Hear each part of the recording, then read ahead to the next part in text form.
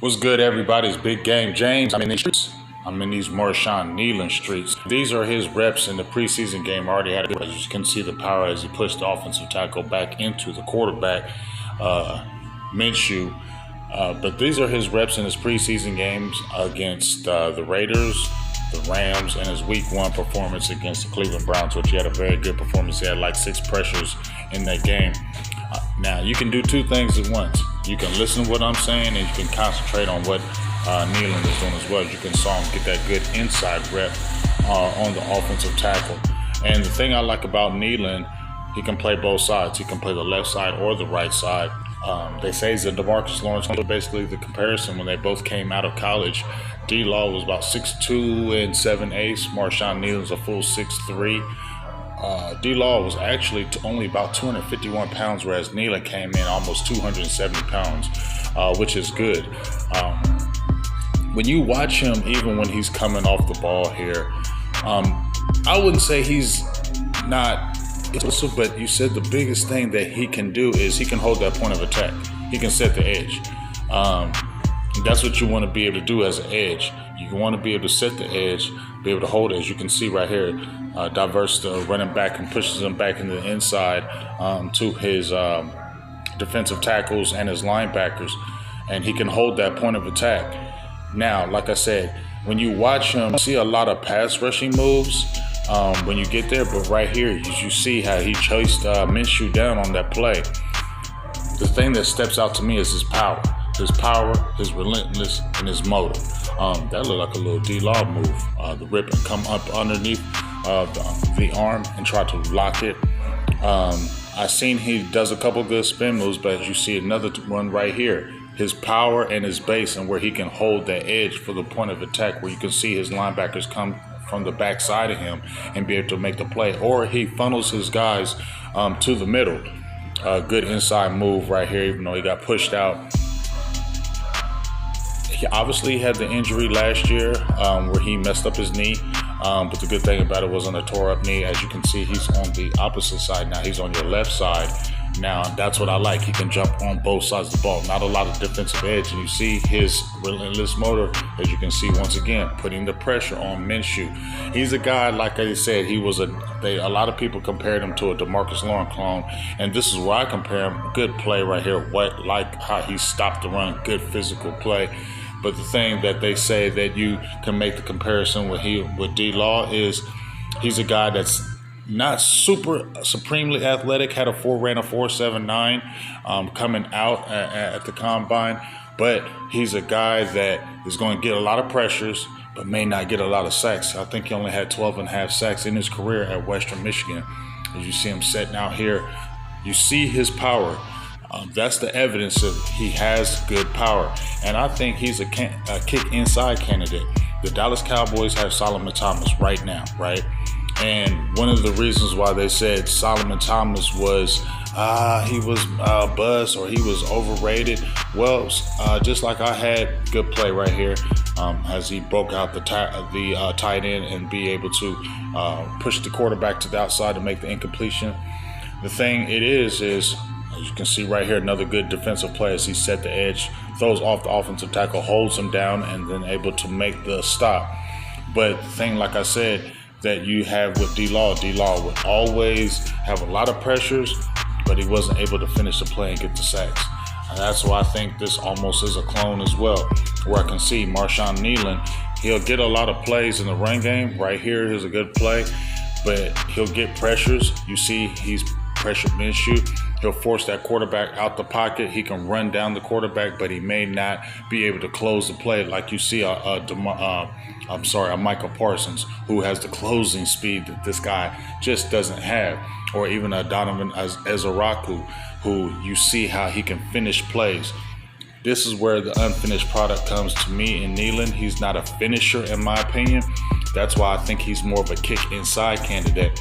They had Chauncey Golston. Chauncey Golston played on the edge, but I thought he was more effective when he played inside, and I think this is the same thing. This is one of his better games. This was a week.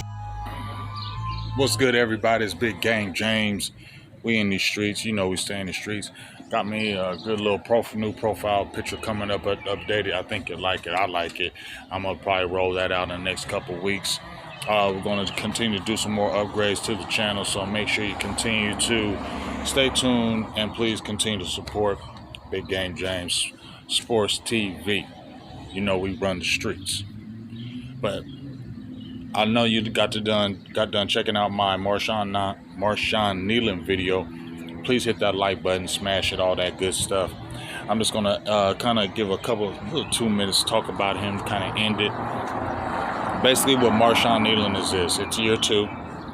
Obviously, he had a little bit of an injury, played in 11 games, started 1. I think it was that Cleveland game where he had a very good game. And then the reps kind of dissipated after that. But now DeMarcus Lawrence is gone. You have Chauncey Golston are gone. So you have positions that'll be open. Obviously, he was the second-round pick. You got Dante Fowler back in the mix, who I think is going to be the starter, 10.5 sacks over there with the Commanders, but he already had a good little 2-year career here over here in Dallas. I think he got like 8 sacks in 2 years, so I think he's going to be one of the starters on the edge. I'm be interested to see what they're going to do with Michael Parsons, or is he going to be the starter on the edge? He's going to be playing more linebacker. We'll see. I think he is going to be more of the edge guy. So right there, you probably got a couple of bookends right there. And then you have Sam Williams coming in the fold. I said he may have a career year because it's a contract year, and I think he's ready to explode. And then you got that all-worldly Donovan Ezaraku, who is just, you heard what Shotty said about him. He's really, really, really, really, really, really, really good. And he has a fantastic work ethic. So you already in Peyton Turner.